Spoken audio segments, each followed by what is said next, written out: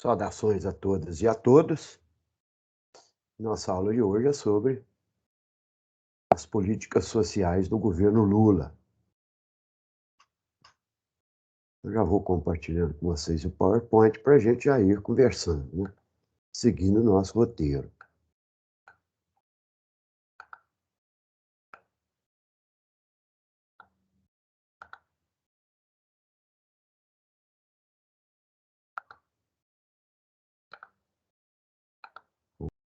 Vamos lá.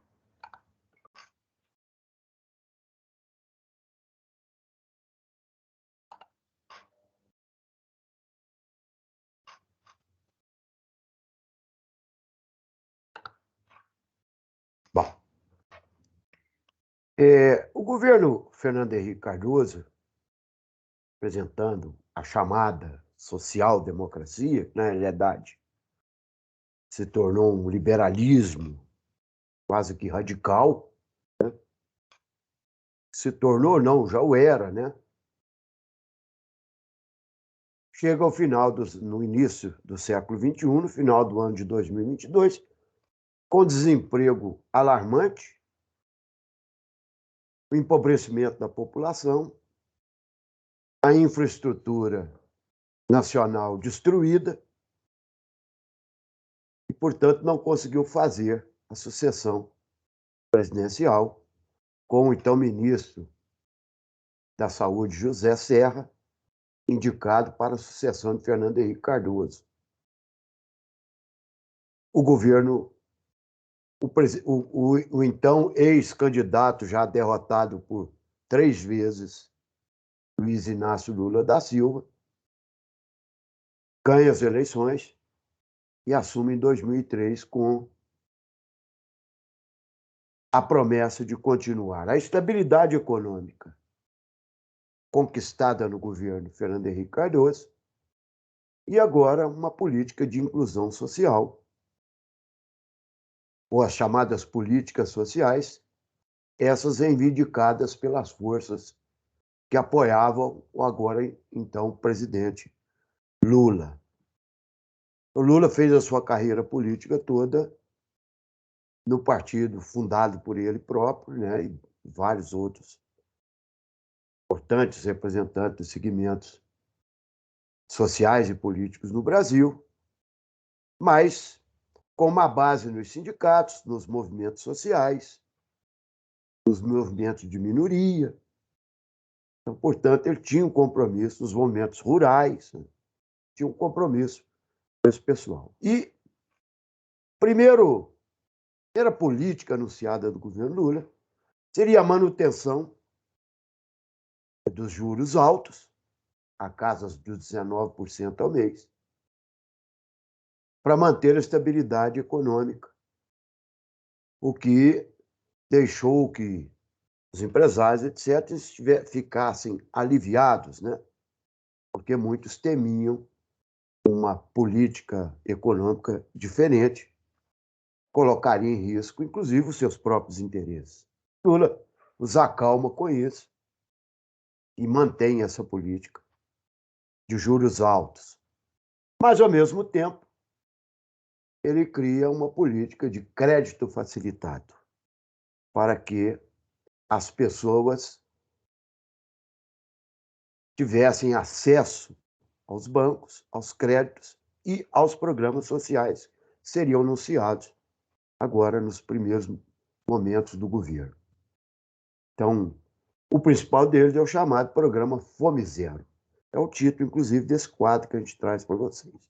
Programa extremamente incisivo, inclusivo, de combate à fome, cuja principal política era o Bolsa Família incrementado. Já havia lá o Bolsa Escola implantado muito acanhadamente no governo FHC, agora uma política do Bolsa Família extremamente mais incrementado, que dava um poder maior de compra, né? Programa que ligava educação ao combate à fome. esse principal programa ele foi sustentado na criação do Ministério de Combate à Fome e das Desigualdades Sociais. Então, uma instituição governamental, né, dotada de orçamento próprio para uma política de combate rapidamente, né, à fome e à miséria no Brasil. Os resultados serão obtidos assim em pouco tempo, né? As respostas sociais serão maiores, serão percebidas muito rapidamente. Além disso, destaca-se no governo Lula o programa de inclusão na educação, como, por exemplo, o REUNE, o ProUni e o FIES. O REUNE é um programa de ampliação das universidades do Brasil, do acesso à matrícula nas universidades públicas e nos institutos na educação profissional tecnológica, Cefetes, posteriormente transformado em institutos federais, né? Então, para vocês terem uma ideia, 18 novas universidades com 173 campos interiorizados pelo Brasil adentro, fizeram, né, quase que dobraram de 500 mil para 930 mil as matrículas nas universidades, quer dizer, quase que dobrou o número de matriculados, né? Além da criação do Enem, né? Um programa de um grande vestibular unificado, possibilitava o acesso mais democratizado a essas instituições federais de ensino superior. Na educação profissional, 360 campos foram abertos, novos institutos e campos abertos, interiorizando essa política de inclusão educacional Brasil adentro, né? O chamado ProUni, um programa para valorizar a educação, também educação particular, com crédito e etc., né? E através de um programa de financiamento chamado FIES, né? Extremamente acessível às classes trabalhadores mais empobrecidas na universidade particular ou no ensino particular, seja ele técnico, seja ele de nível superior. Bom, tudo isso aliados ao chamado crescimento econômico. Se você chegar aí por volta de 2007, 2008, o Brasil atingia a marca dos quase 2 dígitos, quase 10% de aumento ao ano. O país que mais assim aproximou do crescimento econômico da China, né? Então, já no terceiro ano do governo Lula, o Brasil batia a casa dos 5% de crescimento ao ano. Desculpem, mas espirro é assim mesmo, né? Bom, por que esse crescimento econômico? Uma política de juros altos combinado com crédito facilitado, que é o que eu disse a vocês, buscando o quê? A ampliação do mercado consumidor interno. Isso? Então, a política econômica do governo Lula dizia que as pessoas deveriam consumir, para tal deveriam ter ganho para consumo, salário. Então, uma recuperação do salário mínimo significativa. Vejam vocês que no governo FHC o salário mínimo era por volta de $70. No final do governo Lula, o salário mínimo era na casa dos $270. Portanto, um ganho substancial aí de 5 vezes mais, né? 4 vezes mais.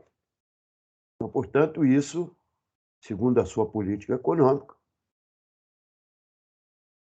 um mercado consumidor interno forte, as pessoas consomem, as indústrias produzem, geram empregos, o consumo gera posto, o Estado arrecada, né? Manteve a política de imposto alto, né? Para justamente criar um superávit primário, que significa o quê? Criar uma as chamadas reservas públicas aumentar as reservas públicas, né, do Tesouro Nacional para garantir investimentos e pagamento da dívida externa. O que ocorre?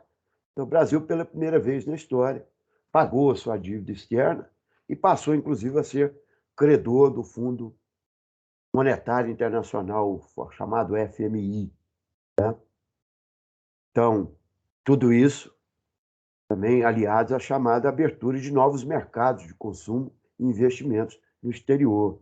Então, mercados consumidores na África, mercados consumidores no Oriente Médio, na América Latina, o Brasil se consolida no protagonismo e na proposta de criação do Mercosul, da sua incrementação, né?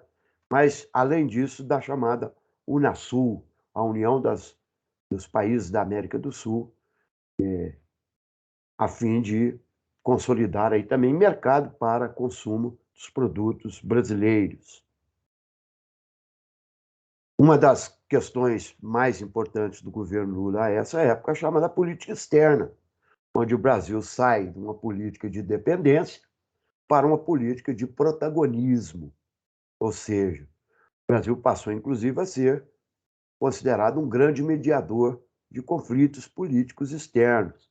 Citei, por exemplo, os casos da América do Sul com a Venezuela e os casos do Irã, né, com a questão nuclear. O Brasil participa ativamente dessas relações. Né? Em 86, em 2006, às vésperas das eleições, surge o chamado esquema do mensalão. Então, um esquema de caixa 2, de pagamento de caixa 2 de campanhas políticas dos aliados, porque o governo Lula, para governar, tem que fazer uma ampla coalizão, mesmo com partidos que representavam oposição às políticas sociais do Partido dos Trabalhadores, casos dos liberais, como o PL, né?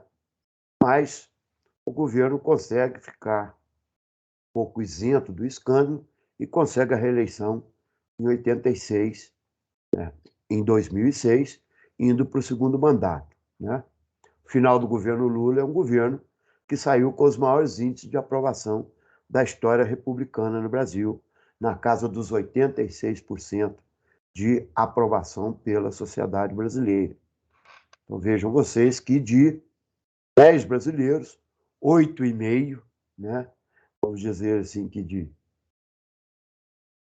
20 brasileiros, 17 aprovaram o governo Lula, o que fez com que esse presidente fizesse a sua sucessão à ministra Dilma Rousseff, a primeira mulher a governar o Brasil. Né? Nesse aspecto, um dos protagonismos das mulheres do mundo afora. E citamos aí a questão de Angela Merkel, né? Posteriormente eleita na Alemanha, e eleita por 3 mandatos. Né? Michelle Bachelet, no Chile, eleita presidenta da República. Cristina Kirchner, eleita e reeleita presidenta da Argentina. Né? E aí a nossa presidenta Dilma Rousseff, que, após a sua eleição em 2014, será impedida de governar uma ardilosa articulação das oposições no Brasil. Um golpe de Estado que certamente a história daqui a pouco vai nos revelar. Eu fico por aqui e agradeço a todos. Tenham todos uma boa semana.